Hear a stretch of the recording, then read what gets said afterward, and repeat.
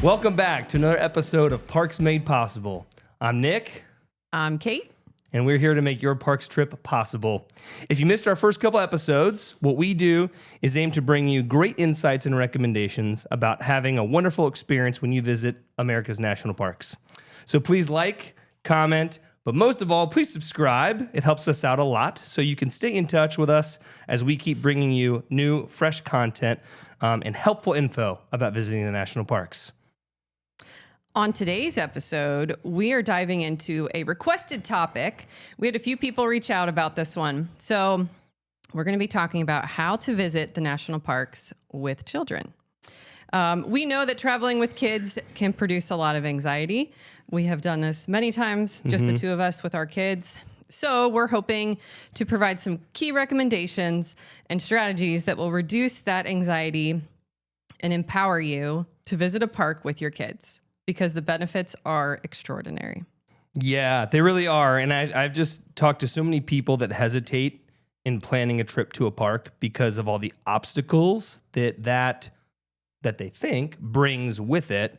We've been there. We have two boys. They're older now. They're 11 and 9. But it took quite a while for us to get comfortable traveling with them. And now at their current stage, they're resilient, they're adventurous. And I think a lot of that happened because of how we just insisted. We pushed through, we wanted to visit cool places with them. And now I really do think, like, looking back, I'm glad we did. So we refined our approach. Every new trip we took, we kind of got better at it. And we want to bring some of those tips with you, share some of those tips with you today. So yeah. One question I have for you just from the jump. I think that visiting national parks in particular opened up like a new world, kind of engaged our boys' brains in a very special way. But what do you think about this? Like, I know we talk about our youngest a lot as having matured on every kind of trip we've taken. What are your takeaways from that? 100%. Going on these new experience trips, I guess we can call them, to different national parks. I feel like it unlocks something in their brain that they hadn't been exposed to before, that they now are like, oh my gosh, there's so much out there. So like new environments. So like sand for one, or a new type of rocks or smells or trees, different ecosystems and forests. Their minds are like totally blown. So I know we have a lot of stories to tell throughout our episode today, but one involves a tarantula, which we'll get into. I feel like that was a life-changing moment. That was so cool for our one son. So we'll get to that eventually here. Yeah. All right. Okay, cool. I think the way that I want to set the scene about this topic, about this episode, let's put ourselves in our kids' shoes, okay? They get told they're going on a trip. What keeps that trip happy? Like, what keeps them happy on a trip? And normally they would like to go to the pool, hang out with their friends, go to a trampoline park or something. That's what keeps kids happy at home when they're in their comfortable environment. So what keeps them happy when they're out on the road traveling? We boiled it down to 4, maybe 5 things. Physical exercise. Not exercise, but just like moving around a lot, running about, exploring.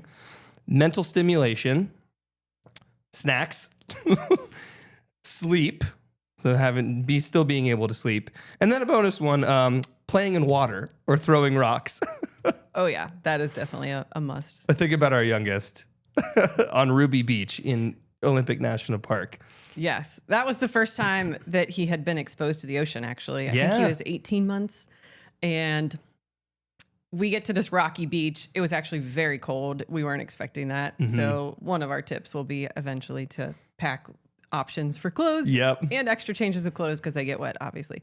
But he immediately was picking rocks up, just throwing them in the water, and just totally enamored by the experience of like seeing what happens when the rock hits the water and like these waves are crashing in. And it was Yeah, like touching rocks Mind-changing. that he had never touched at home, like large, smooth, black rocks that are on Ruby Beach there in Olympic. After driving the 2 or 3 hours it took to get there, you were like, Nick, what are we doing? Where are we going? Is Why this really? did you bring me out here with my children? Yeah, that was rewarded to then see him like grow up before our eyes. It really felt like we got down off the trail and opened up to this big broad beach, and I swear he just kind of like grew up right there. You know, he jumped from being a baby to a toddler almost, and he started just playing in the surf and throwing rocks out into the ocean. So I just thought that was like a really special, like I look back and I think about that moment a lot. So Yeah, and I think too the physical activity piece of this. Kids like playing on playgrounds. They like jumping around. They like climbing on furniture at home. They like wrestling. Like there's stuff to do out in these parks that kind of meets that same need. And obviously there's some safety precautions that we'll talk about. Yeah. And you know your kid better than anybody else. So you'll know your limits and what keeps them safe and what doesn't. So yeah, totally. All right. With that in mind, how does one begin to think about taking a trip to a national park with your kids? I hope that we can help people adopt the mindset of how can we make this happen? How can we create a good experience? Instead of finding excuses to avoid planning that trip or excuses to just say, you know what, let's do what we've always done. Let's just go to the beach, or, you know, let's rent a cabin in the woods for a weekend. You know, let's try something extraordinary, something different. So anyway, I'm thinking about that and the obstacles in someone's way when they're planning a trip like that. I really thought hard. I think we boiled it down to three factors. That keep someone, three factors that keep someone from doing this with their kids. The first being you take them out of their comfort zone. Out of the routine. Yeah. And really, this is not about the kid's comfort zone as much as it is the parent's comfort zone. At least I believe. Agreed. You know, yeah, of course, when you disrupt routine, crazy things can happen. You don't know what could happen. That's part of why they call it a comfort zone. Right. You have to like stretch those boundaries, and all of a sudden your comfort zone widens, and you have created a more resilient kid who wants to explore new places. So yeah, I very much was a schedule person, having the naps at a certain time, feeding at a certain time. Obviously, like, again, you know your kids better than we do, but being able to flex those a little bit kind of builds resiliency. Yeah. And it also, I think, in my opinion, I felt less anxious about trying to stay on that schedule when we were doing something new and the kid was having fun and their brain was growing and they were doing different things. At the end of the day, it was a benefit. I saw it as a benefit. Yeah. And then eventually we all slept and figured it all out. In the moment, it might not feel like as comfortable as your comfort zone at home is. But yeah, I agree with you. Yeah. Yeah. So the number two obstacle, it's expensive. Yes, of course it's expensive. Like vacations are, new experiences are. I don't think there's anything these days that's not expensive unless you're staying at home and sticking to your routine and watching all the same shows, you know? Yeah. But I think there are many ways to reduce the cost of visiting a national park and still getting out there. And we'll go into that later. But yeah, I would say though that traveling to a national park versus traveling to like a theme park, again, I'm not hating on Disneyland because I do like Disneyland, but it's definitely much cheaper. Totally. Going that route. But flying versus driving is another thing, obviously, you have to take into consideration when traveling with kids because you have a lot of stuff with kids. And the younger they are, I feel like the more bulky and more stuff they have. Yeah, more gear. Car seats and strollers and pack and plays and blow up mattresses, whatever it is that you feel comfortable traveling with. Driving might be a better option if that's kind of the boat you're in. Also, if you do fly and you do need that stuff, there are options and like lodging options that do have pack and plays and cribs and, you know, travel beds, stuff like that available. But yeah, I honestly, those travel days with kids are a little stressful in general. Like even if you're driving, sitting in a car for however many hours with your kids, they're getting antsy, you're getting antsy, and everyone just wants to get there. So you find tricks and tips on how to keep them busy and totally. And we'll get into that. Yeah. We really will. Like we'll get into some of those tips. But I'm with you. Like the travel day is never easy. But I don't think anything worthwhile is easy ever in life, in any frame of life. So, and you mentioned the third point, packing. Like packing feels like it could be a nightmare. That's the obstacle keeping you from planning this national park trip. But we'll get into this. I think you honestly are much safer than you think packing less, underpacking. And also, there are a lot of things you can buy when you get to a destination that you can leave at home. And it's not like you're going to break the bank in doing so. One of the tips we'll talk about later is get comfortable arriving at your destination and buying a cooler. You know, whether it's a small one or whether it's like a large cooler, that saves money on having to eat out at a ton of restaurants all week long. It allows you to bring a little bit of stuff with you in the car all the time, always having food readily available. So, and obviously you're not gonna, the thought of flying a cooler out west or something like that is daunting. But what if you need to keep certain stuff cold for a kid, for a baby? Anyway, it's worth thinking about. We'll get into it, but those are the three things. You don't need to bring the entire house, I think is. Yeah. I remember the first time we left the house with our kids, I feel like going to even just our parents. I was like, well, we need to bring this and the monitor and the, you know, bottle warmer and all these things. And at the end of the day, it was just like stressing me out more than it was helpful. Yeah. So you don't need to bring everything. You can make yourself comfortable and your new learn how to solve some problems on the fly a little bit, you know. All right. Let's get into point one. So talking about this again, being taken out of your comfort zone sometimes is viewed as a negative. You know, a lot of people obviously frame that in a positive light too, which is what we like to do. Be honest with yourself. Again, this is an inconvenience to you, the parent, more than it is to the kid. Being taken out of your comfort zone because it's what you're used to. It's this nice routine. You have finally figured it out. Why am I going to break that routine and go on a vacation? Walk me through some of the benefits. Yeah. So some of the benefits that we have seen firsthand that this unlocks for our family. Every time we would take a trip, I feel like the kids would come back with a new skill or new vocab words. And we felt like their brains developed within that week or however long we were gone. And there's probably research to back all of this up, but I have never looked up any of this research. But we have seen it firsthand that, like, I remember our youngest kind of had a delayed speech issue the first couple years, probably because his older brother talked for him all the time. Yes. But I remember coming back from a trip, it might have been Olympic actually, that it was like spitting new words out every day. Like it spurred that process up. So yeah, totally. I think exposing them to new places, new experiences, new sensory things is a huge win in general for their development. Totally. I'm not a doctor. I can't disclaim that, but. You're not a doctor? No. Oh. Seeing new places, like seeing mountains for the first time, seeing a massive redwood tree for the first time. I mean, think about a kid's life. You know, they have only been alive for 4, 5, 6 years, right? Younger kid. What happened to us 4, 5, 6 years ago? It feels like yesterday. For them, that is their whole life so far, up to this moment.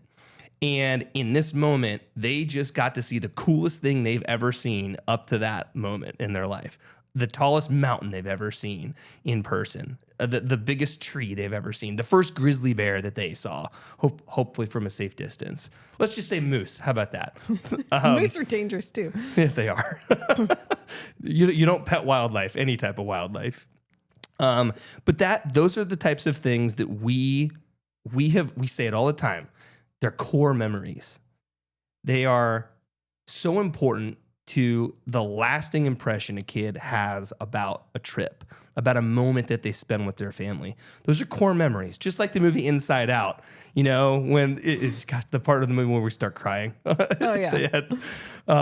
Those are so pivotal, you know, in a kid's natural development. You get to create a lot of those by exposing them to some place that's brand new and out of their comfort zone.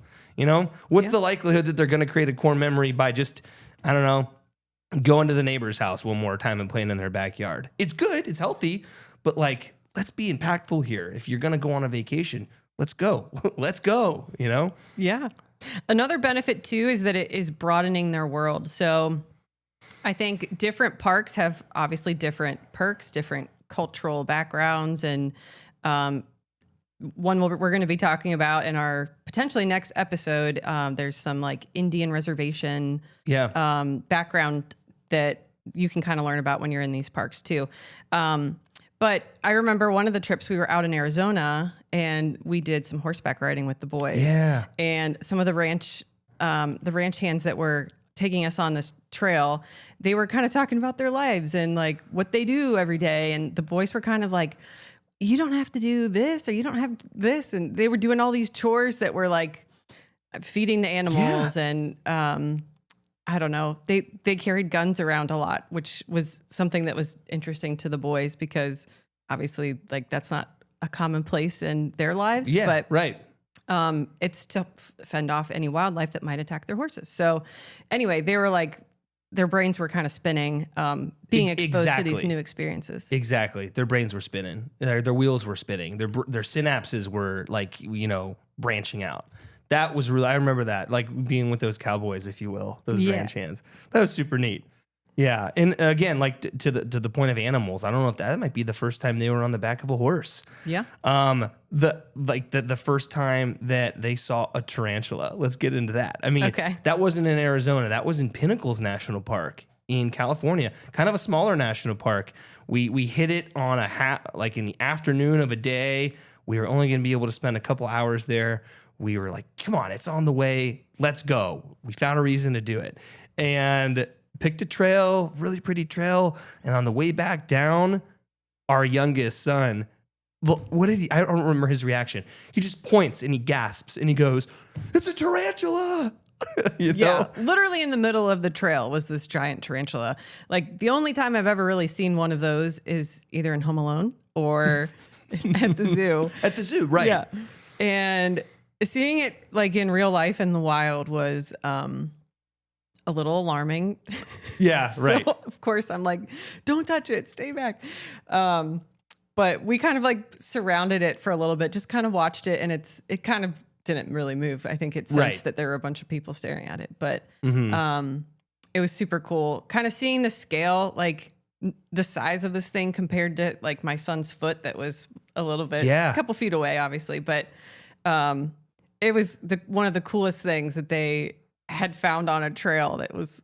Oh, it was so cool. Yeah. That was so cool. And then we saw a couple more the further down. And then what we learned was that it was tarantula's like mating season. Yeah. I hope I'm getting that right. Yeah. It was like their super hyperactive period for these things. They all come out of hiding and they're trying to find mates. And we happened to be there at the right time. Yeah. So after we saw the second one, I was a little bit more nervous just because I don't know. Is there an invasion? Yeah. But so... I think they're harmless. I actually do believe that they're harmless. I don't think tarantulas are poisonous. I'm sure they could probably bite you, but they are scary looking. It is like the purest form of terror in the form of an animal that you could think of. But definitely. Oh man.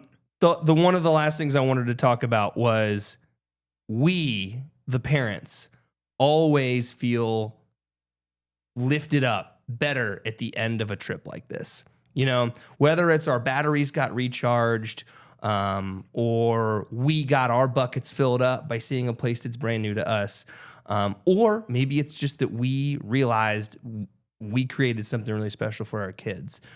Whenever we return from a trip, we're smiling ear to ear. You know, the bags stay unpacked for a couple days, you know, because we're so gassed in that energy. But I think we're riding this high, you know. I don't know if you feel it the same way. Oh, yeah, 100%. And I'm a picture person, so I'm always like scrolling back through all the pictures, like thinking, oh yeah, we had such a good time at that beach, or that view was awesome. Or anyway, it's always good to kind of relive those memories. And we still go through pictures sometimes as a family, and we're like, oh yeah, I remember that. So yeah, core memories for sure. They are. And again, it doesn't need to only be for your kids. They get a lot of benefits, but so do the parents, you know? So yeah. And I think one of the benefits of going to a national park versus anywhere else really is kind of teaching them the beauty and the simplicity of life. Like you're out in nature and its simplest form. There's wildlife around, there's birds chirping. You wake up and have a hot chocolate in the morning, like an extra special treat or something like that.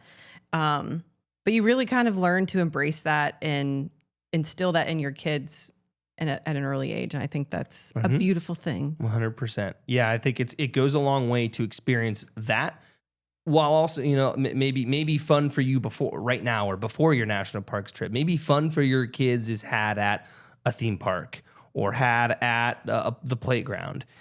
Going then in the opposite direction, getting out into nature where there's less things that are built up, is, I think, a really helpful like stark contrast. It shows them that fun can be had almost anywhere. You know, it happens. It can happen wherever you are. It's a mindset thing.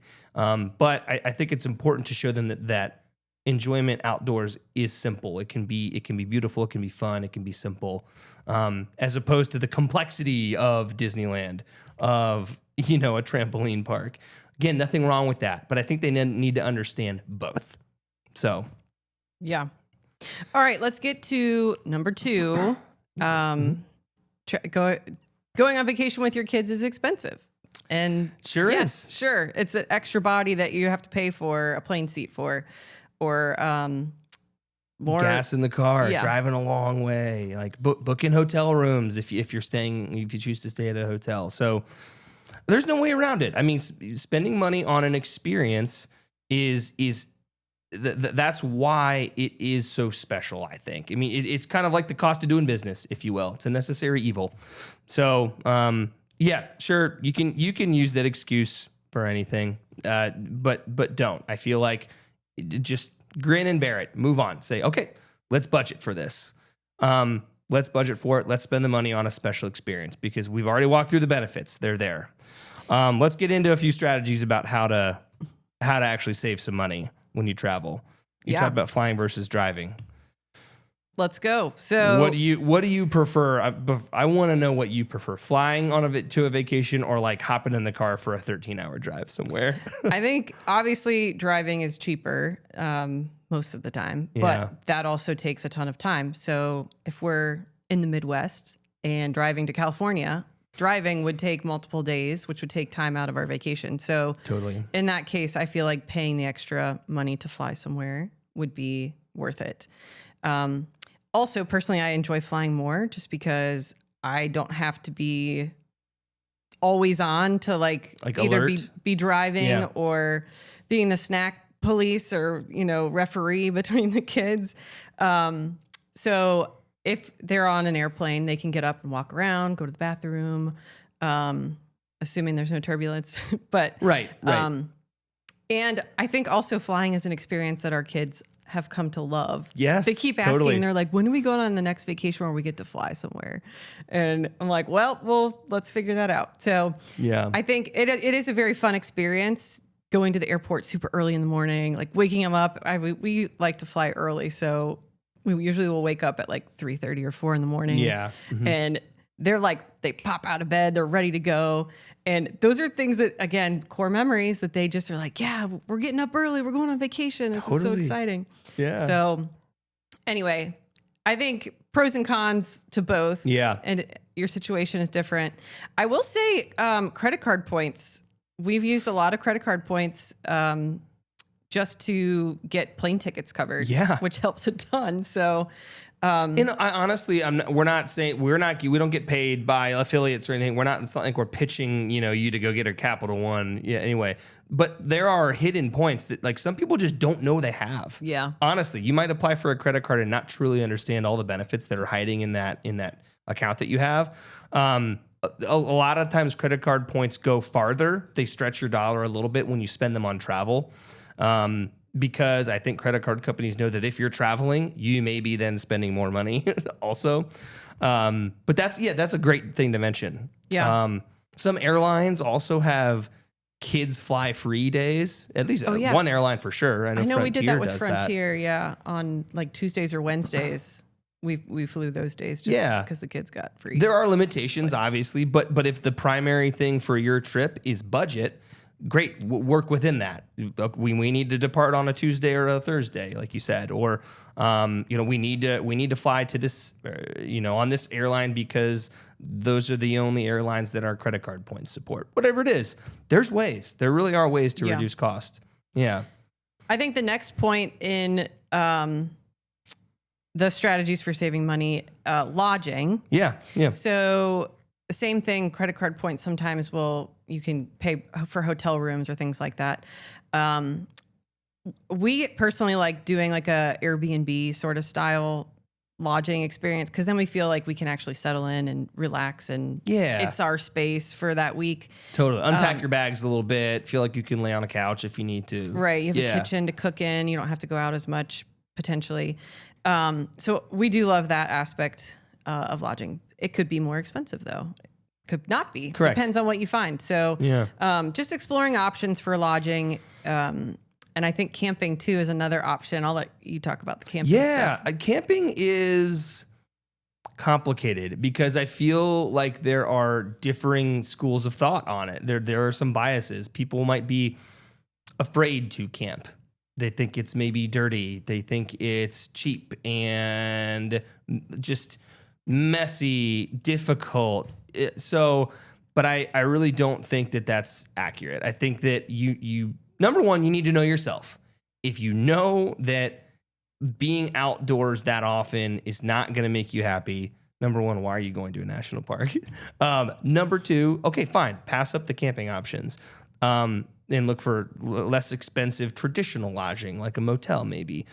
But I think camping, almost everyone we have talked to in our circle has tried it and loved it.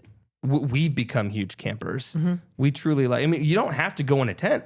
You could go in, you could rent an RV if you want. You could stay at a KOA campground and rent one of their tiny little cabins that, it doesn't even have electricity. It's a roof over your head with a clean bed and sheets. You just toss your stuff down. It costs like $60 a night or something. There are ways to make that really enjoyable because my argument is that camping is the most immersive way to visit a national park. Honestly, it's like we've done both. And I always feel like when you camp in a park or near a park, your experience is enhanced. Big time. Glacier comes to mind when we stayed in Mini Glacier campground and, all the hiking we did, all the cool things that we saw to then finish your day in a very comfortable camper in that same setting, I think was the cherry on top. But you can also imagine going to the Sun Road and doing an epic hike where you see some cool wildlife only to then finish your day at a Holiday Inn. Kind of feels a little bit different, mismatched, if you will. But some people like those comforts, a hot shower, air conditioning, a nice soft bed. So free breakfast bar in the morning. Yeah, exactly. Breakfast buffets are what our kids live for. They love breakfast buffet. Totally. So, and also swimming pools. Like one of the trips we went on, pools. We stayed in a hotel the night before we flew back home because it was close to the airport and they had a pool. And we get to the plane and we're flying home and we're like, what was your favorite part of this trip? And they were like, the hotel pool. We're like, I'm so glad we spent all this money on this trip. But sometimes it's the simple things that the kids really enjoy and they love. And it's out of their normal routine and habit that they get to experience that. So sometimes just being simple is fine and good too. Simplicity is beautiful. And also that was after a beach vacation in our defense of national parks. Okay. So it's not like they, didn't enjoy a national park. But anyway, they loved the pool for sure. But yeah, so then I think that the one last thing I want to mention, a way to save money. How many kids do you have? Do you think you can all sleep in the same single hotel room. A lot of if we're going the more traditional way of staying in a hotel or a lodge, most hotel rooms have a max occupancy of like 4.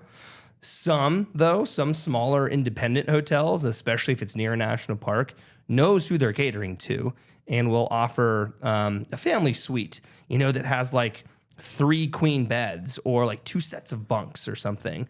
So that's a good way to think about it. But you need to be comfortable knowing that all of you are going to be sleeping in the same room. So great way to save money, but you need to know if that's comfortable for your family or not. For sure. Yeah.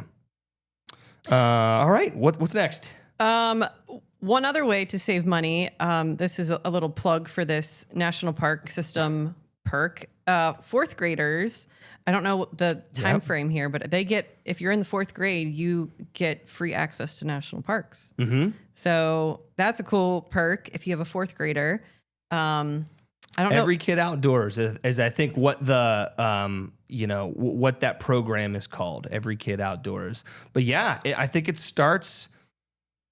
I hope I don't get this wrong, but I want to say it's the summer leading into your 4th grade year, and it also encompasses the summer after. It may start like in August as you enter your 4th grade year, but then the summer after, you're considered a 4th grader still. And what that means, you need to apply for this little pass, but it's very simple. Your whole family, whoever is in the same vehicle as you, gets into that national park for free. And imagine if you're connecting multiple national parks on one road trip out west. Each one of those national parks costs $35, every time you enter it. No, not if you have a 4th grader in the car with the Every Kid Outdoors program. So cool. It's not going to save you a ton of cash, but it's one thing that I think is important, especially if people are really traveling on a thin budget. So yeah. Yeah. It also makes your 4th grader feel extra special because they got their family in free. It's like eating free at Ruby Tuesdays. Like back in the day, yeah, that's right. That was something we got excited about. Speaking of eating, food is another thing to mention about a way to save money. That I feel like food has just gotten so much more expensive. I really do. Eating out at restaurants, having to tip everywhere. Not that that's bad. I just feel like we look at our credit card statements and our receipts, and I get surprised at how much money we spend on food and on drinks. So, that is a very real way to reduce the cost of a trip, especially if you have multiple kids, because that's just, double the amount of mouths that you have to feed. So if you don't come prepared and don't want to prepare any food on the go or for your day, you're left buying food in the park or at restaurants every single night. And that adds up like super quickly. Yeah. I mean, so in your grocery run at the beginning of the trip, maybe grab a couple loaves of bread, peanut butter jelly, something simple and easy picnic style lunches that you can pack. That'll save you money for the lunch portion of the days. Yeah. Doing just quick, easy breakfast like oatmeal, cereal, high protein snacks and breakfast obviously are a good thing to give you good energy for the day. Bananas, oranges, those are both great, like portable, healthy foods. Yeah. They don't need to be refrigerated. You also earlier mentioned the cooler. We have actually packed, this is specifically when we're flying because we're limited on space, but bringing like just a soft-sided collapsible cooler and just tossing it in like the front pouch of my suitcase. And then broken down. So it's flat. It's super flat. Then when you're there, you can just throw it in the back of your car and hopefully find some ice or an ice pack or something and keep yourself cold for the day while you're out and about. So that's perfect. Yeah, because then that's a win-win because it gets you less expensive food that you then have with you all the time because you never know when hunger is going to strike. I mean, always. Yeah. What was one of the 4 or 5 things we said at the start? Kids need snacks. Yeah. Well, yeah. Anyway. Yeah. Okay. Our third myth that we're going to be busting here is packing. It's very daunting packing and traveling with kids. Like there's always so much stuff. Yeah. So this is often the one thing that used to overwhelm me the most. So luckily my Tetris master over here would pack the car so strategically to make sure we had everything. But I've learned over the years to simplify, and especially when you're flying, less Less is more. Yeah, it almost does force you to work get creative within limits, Like it puts guardrails up so that you can then say, okay, well, we only have this much space. What needs to come with us, or what can we leave at home? Yeah. So what are some of those key things that we would need to pack? So I think you have to analyze and think about what your family wants to do on this trip. If hiking is a staple to what you want to be doing, if it's good for your kids, if you found some very kid-friendly, non-precarious trails, we loved that child carrier hiking backpack for our toddlers. That was like so clutch because it put them in a place to where they kind of rest above your shoulders so they can see above your head and everywhere as you then walk with them on your back. But also it takes them off the ground so you don't need to worry about danger. Them like running off, like keeping them on a leash kind of thing. Yeah, they're just in your backpack and looking around, exploring. They're super comfortable. I mean, not that I would know, but like from the kids' perspective, but like they're comfortable to wear as the adult. And our kids have never complained about them. I think it's just a great way to create safety, but also get you out on the trail if that's something that's important to you. Yeah. Back when we were in Rocky Mountain National Park, there's a video that I have. I'm kind of walking through. Actually, no, you were taking it of me and our oldest. And you can this was in Mount Rainier. Oh, yes. Mount Rainier. Sorry. That was so so cool. In the backpack, William is just kind of like. Just giggling. Kind of giggling.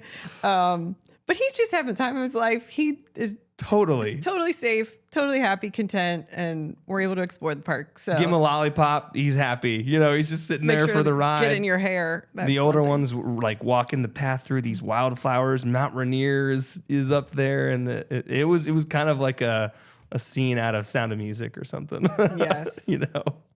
Yeah. So another pro tip here. This is typically what I do. So this type of backpack here, this is an Osprey. This is kind of a day pack that I would bring.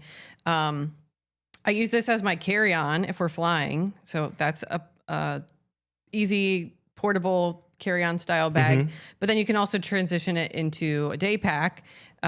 This does not fit a child in it, obviously, but snacks, extra changes of clothes, water bottles.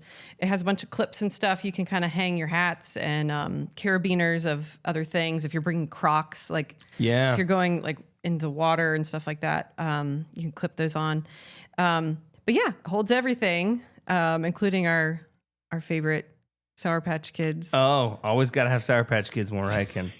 Yeah. Has to happen. Yeah, there's always a moment where someone's getting hangry and frustrated, start crying or, I don't know, yelling at you for something that doesn't really matter. And you're like, I've got just the thing for this. And you pull out your Sour Patch Kids and everybody's happy. So totally. Yep. 100%.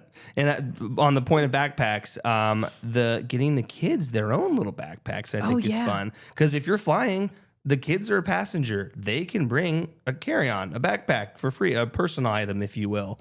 Get them their own little backpack. Let them throw some fun, knickknacks in there or the iPad. Don't be afraid to let them have a little bit of screen time. Like you don't have to be a hero. Like on a travel day, it's okay, I think, for a little bit of screen time. But let them throw their own stuff in their own bag. It kind of gives them a little sense of independence, right? I mean, for sure. Yeah, and they also are carrying some of the weight then too. So if they have their own water bottle, their own food, their own lunch, things like that. That takes some weight off your back. So pro tip. Gives them some independence. They don't need to be asking you, where's my water? Asking you, can I have a snack? They just go in their backpack. Yeah. It makes them a little bit more independent, a little more resilient. We always talk about resilience. Other things, I think if you're in the stage of life with your kids to where they're in diapers still, they're drinking out of a bottle, the diaper bag is a clutch must-have packing item. But we've had a couple different diaper bags in our life, one of which was a backpack style, right? Yeah. How did you like that one? Obviously loved it. It same sort of thing as this. It has pockets and nooks and crannies for all the things that you need. It doubles as like a hiking. Honestly, backpack. When we had our baby carrier backpack, there were pockets in that too that we just basically transitioned that to our diaper bag that that would just be like the infant toddler thing. Yeah. It was their seat. It was their, extra stuff, their baggage, if you will. Yeah. Mm-hmm. So that was a nice perk. Yeah. One other thing as we're mentioning all this is strollers. I know that's a little bit tricky. Like some strollers, not all strollers are created equal. Some are massive wagon style vehicles, and others are like the little umbrella things that you can fold up to like the size of an umbrella, truly. Yeah. So I know that's different. And I don't want to make people feel uncomfortable saying, you must leave this one at home. You must bring this. But if you think you can get by with a less bulky one, that's so much easier to fly with. It really, truly is. Same with car seats. I know that car seats, how does that work on airplanes? Like the front-facing booster style ones. I think you can get like a zip pack or something, and then check it as a like carry-on at the gate kind of thing. But carrying those for the airport is not fun. And I think all parents that have done that in an airport deserve a medal or something. Yeah. And you don't have to bring your own. I mean, you certainly can. But if you're planning on renting a car when you get to your destination, rental car companies can provide car seats of any different make and model. I don't know if they provide the infant car seats. Okay. I don't think, but I'm not certain about that. Yeah. And obviously they'll charge you for it, but it allows you to fly instead of drive if that's what you want to do. So yeah. And then I was just thinking about something else and I can't remember what it was, but I think I wanted to get back real quick about simplifying what you have to pack. Like you have limited space if you do have to fly. You might have limited space in your car too. So packing less is always good. If you can think about it when you're booking your lodging in a destination, I always look for a place that has a washer and dryer. Because not only will your kids inevitably get wet in water or getting muddy, you'll want to do their laundry, but you don't have to pack, 9-10 days worth of clothes if that's the length of a trip you're taking. You can pack, 4 or 5 days worth of clothes. Have it and then do laundry in the middle. Just run a little laundry one night after your day of adventuring. And you saved yourself half the space in your suitcase, you would think. So on the topic of clothes, this is something that I learned over the years.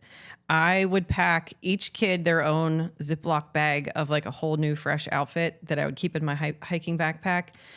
So when it would get wet, inevitably, I could literally take out the dry one, put in the wet one, and zip it back up, and it'd be good. So that was definitely a pro tip I've learned over the years for changes of clothes. But I've also learned that having an extra one in the car is also needed because sometimes there's multiple wardrobe changes and that's a thing. So it's so true. It's not like you want to just, so you having been through that, know that my kids are going to get dirty. It is going to happen. Instead of getting, being nervous or being afraid that, man, I hope my kid doesn't get muddy. I hope they don't decide to jump in a puddle on this beautiful trail we're on.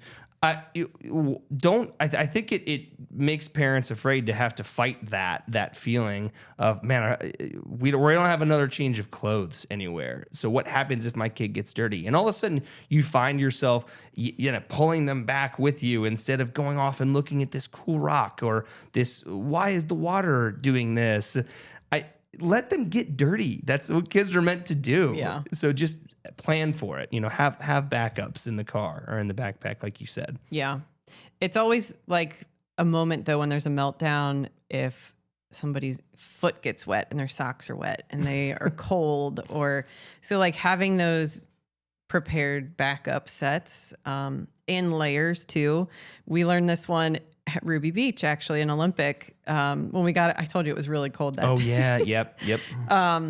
And we were wearing shorts and t-shirts because in the other part of the park that we were in, it was a little bit warmer and we didn't bring coats. Yeah, that's right. The kids were wet and they were cold. And I remember them just crying and being like totally miserable. So then it was like, all right, we'll get back in the car. We put them in dry clothes. Cranked the heat up and went to the next stop. That's right. Having changes of clothes, layers, all the things. It teaches you to be resilient too, going through those moments of failure like we did. It was so funny, like a moment of total joy and unbridled joy watching him play in the ocean. And then all of a sudden they're wet, they're cold, it's getting dark. We have a 3-hour drive back to our Airbnb. Probably hungry too. Throw that in there. Yeah, like we've been in those moments too. But again, I think we figured it out. We solved it on the fly, so to speak. I remember on the drive back from Ruby Beach to where we were staying, there was a very conveniently placed Wendy's where everyone was hungry. We all needed to stretch our legs, and then we saw the sign off the side of the highway, and we looked at each other and said, "Yeah, it needs to happen. Let's go get Wendy's." Yeah. I remember what I wanted to say earlier. It was when you're booking lodging, I like to look for laundry, washer and dryer. I also like to prioritize places that can provide infant equipment. So like a pack and play, a crib, whether it's a hotel or whether it's an Airbnb host.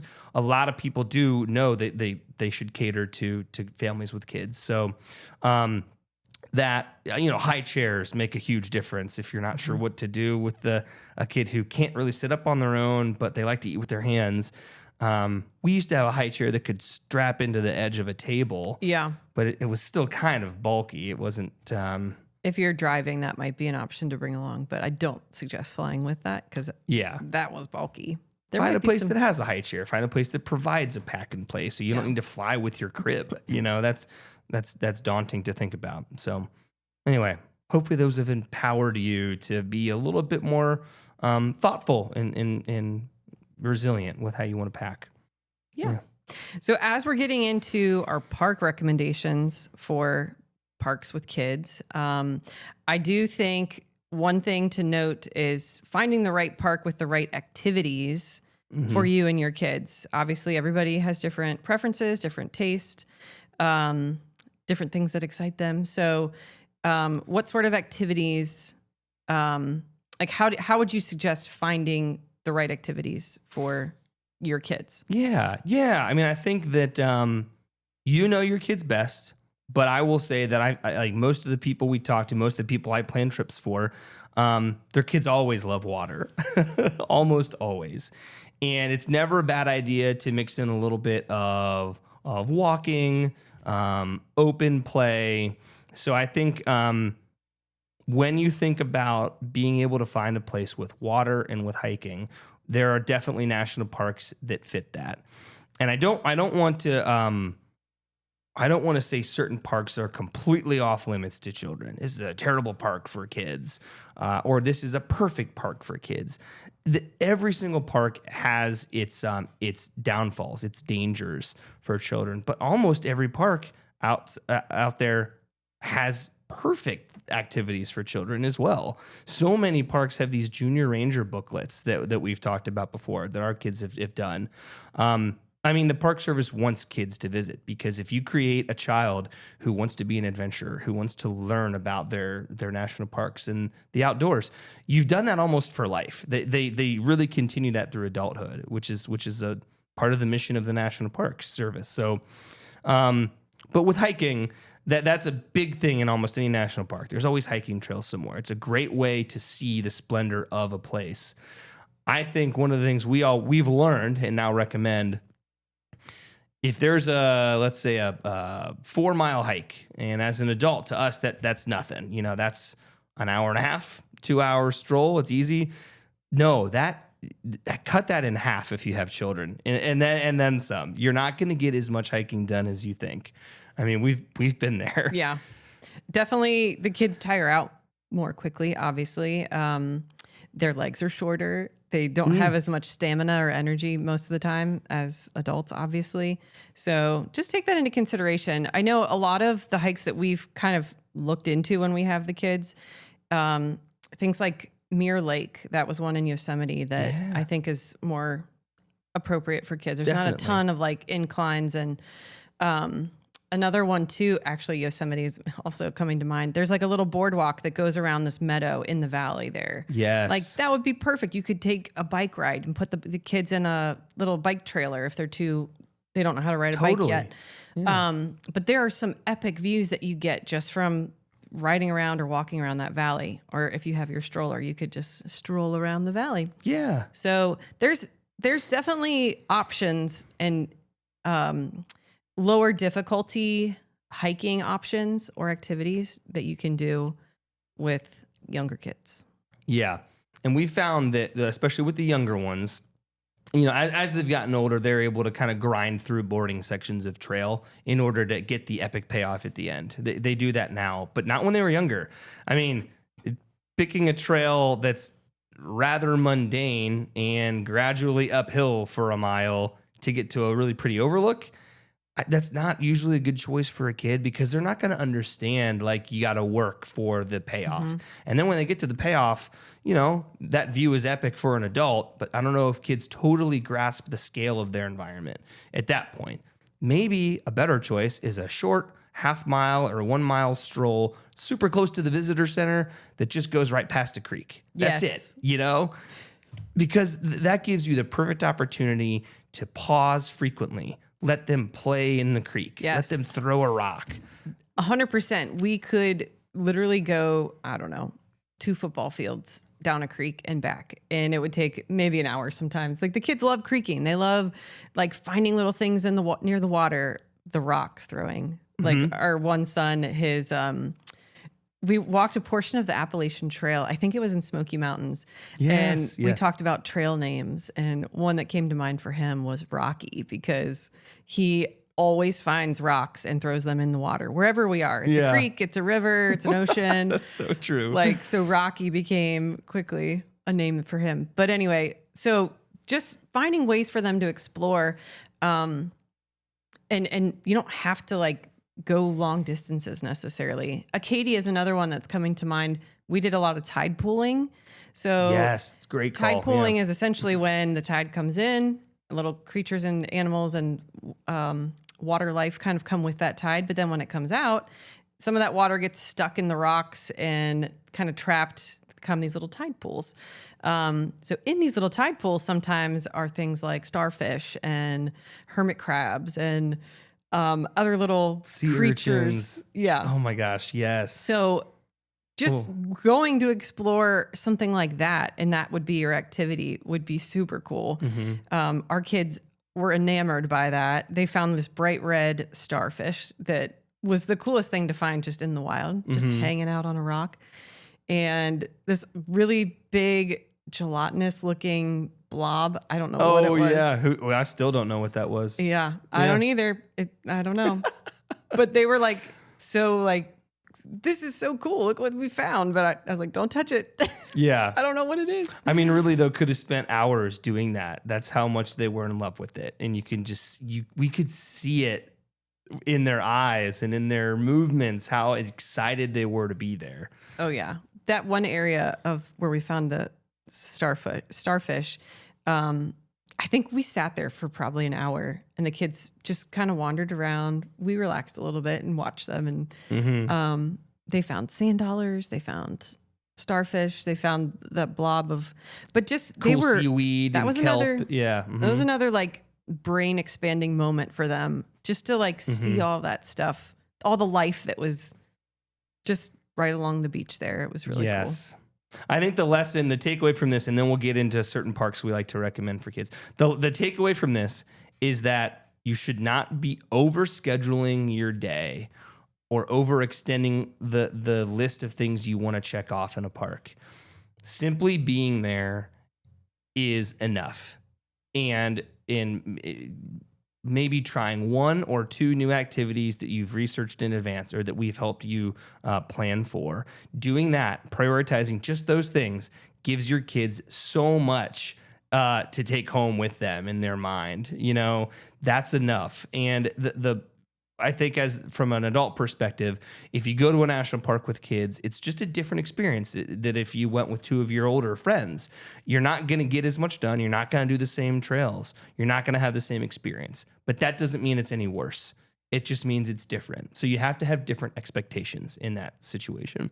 But it's just so special. It's magical, and I think that people need to feel empowered to do it. So You want to talk about some of the parks we like to recommend? Yes. So one of the questions that we've also been asked are what are the best parks to travel to with kids, especially younger kids or middle school kids? We kind of have the range of different park options to talk about. So what would you recommend for I think the first one, you already mentioned it, that just came to mind immediately for me is Great Smoky Mountains National Park in Tennessee and North Carolina. So that one is spectacular. It is the top most visited park in America year after year. It has been for a while. And then we got there, I think it was this most recent spring break we went, and it was so easy to see why it's great for kids. There's so many water features, just so many little streams and waterfalls and rivers that cascade off these hills of the Smoky Mountains. Plenty of little open valleys and meadows for kids to run around in without needing to worry that they're going to fall off a cliff or something. Lots of pretty wildlife. I mean, butterflies, birds, little mammals scurrying about. And usually, I know that we don't know where all our listeners are from. We're in the Midwest. Great Smoky Mountains is the highest visited park because of how well located it is to so many urban areas in the Midwest and in the East, on the East Coast. So that is a park that you could very easily drive to. And I think that a lot of the trails there are also very kid friendly. You certainly don't need to be scaling mountains there in order to get spectacular views. The scenic drives take care of that really for you. And the other thing about Great Smoky Mountains is, go ahead. I was going to mention the gateway towns for Smoky Mountains. Gatlinburg and Pigeon Forge are two very touristy, kind of populated areas that are very fun for kids. There's putt-putt courses, Ripley's Believe It or Not kind of museum sort of things. Yep. Tons of like candy shops and fudge shops, and Anakista is also in Gatlinburg, which we did over spring break. Yeah, that mountaintop village. That's super cool. Yeah, so you take this little gondola up to this little mountain town that has restaurants and activities and things to do up there, which was really cool. Yeah. Beautiful views as well. Beautiful. So I think a typical pastime of ours on any kid vacation is to find some sort of putt-putt in like a candy store. So we get like taffy or fudge or something like that. So that definitely was a highlight for the kids to be able to do something like that. Yeah, totally. That's a great call out. And it's such a such a zag, a difference from what you just would have done in the national park, this unspoilt wilderness. And all of a sudden you exit the gates of the park and Gatlinburg is right there. All the neon signs, all the traffic, all the restaurants. Yes. It's very interesting. Yeah. But nonetheless, it is fun. It is fun. And you can experience both and have a good time in both. Yes. Yeah. Another park that we like on the West Coast, if you do feel like you want to fly, but if you're a West Coaster, lucky for you, we love Olympic National Park. 3 different, very distinct, diverse ecosystems. You have the mountains, the Olympic Mountains, which are extremely scenic and beautiful. You can show your kids snow-capped peaks for the first time, see some truly epic views that have payoff as an adult. Then you make your way down into the lush, otherworldly rainforest portion of that park that is just full of dripping mosses and giant ferns, massive old growth trees, and rivers that are just rushing their way through the environment. That's neat for kids. But we already mentioned the third, the coastal environment there. Mm-hmm. If your kids love beaches, this is not the same sort of Florida white sand beach that you would expect. But nonetheless, they're seeing the beach in Washington State on the Olympic Peninsula. The rugged Pacific Ocean, it looks so different than some of the beaches you may have gone to, and that's a good thing. I think seeing the difference at what the Pacific Northwest has to offer is so special. What did you like about Olympic when we were there? Yeah, what you mentioned, the 3 different ecosystems. I think for the kids too, it kind of changes up the scenery a little bit. It's not like they're going to get bored looking at mountains for 6 days or however many days you're there, or being at the ocean for that many days. Mm-hmm. There's a variety of things to do, different things to touch and feel. And like there was a big hollow log. I remember the kids were like climbing through. Yeah, that's right. It was like nature's playground. It was very fun. Nature's playground. That's a good way to say it. Yeah. And then one more park we'll mention. Redwood National Park. Redwoods in California. You've not been there. I have been there. It is a lot like what we did as a family together along the Big Sur coastal area in California. Very similar scenery. Redwoods is further north in California on the border of Oregon. But a lot of similar vibes to Olympic, but with redwood trees. The largest, tallest tree on the planet. And I think there aren't a ton of precarious trails there. Again, a lot of water, a lot of plant life, and there's elk there as well, which I think is always cool. And they're rather easy to see. They're normally grazing in meadow areas. But you can get out to beaches in redwoods. A lot of people don't know that is on the coast. So you can see these coastal redwood trees. And then that same day, or even a few minutes later, you can find yourself out on a sandy beach looking at the Pacific Ocean. It's like, think about all the things a kid would love to do in that sort of environment. You know, see a massive creature, an elk, see a massive tree, and then get to go play on the beach. It feels very approachable for a family to do that. So yeah, I would say redwoods is definitely up there. Yeah. But Great. Then again, I think there are so many parks that have strengths for kids and for families. We talk about Glacier a lot. That is a park where there's plenty of things for kids to do. I would not recommend taking children on the Highline Trail, or a lot of the other things that are close to a lot of those rushing rivers in Glacier. There are certain activities you just know to avoid. You have to look into that in advance. But there's so many things a kid would love to do in that park as well. So plenty of things to do in every park, but those three are definitely ones that we like to prioritize. Yeah. Yeah. And if you are interested or are looking for a park to take your kids for vacation, please reach out to us. We've got lots of tips and tricks. I've planned trips to many parks and can give you good recommendations and guidance on which park to choose and what kind of activities you guys should do. So we do have a couple guidebooks in our shop right now at mytrippossible.com/shop. And we also do custom plans. So if you are completely overwhelmed or anxious or stressed about planning a trip for your family, reach out to us and we can plan it for you. The whole thing. We'll just do it all for you.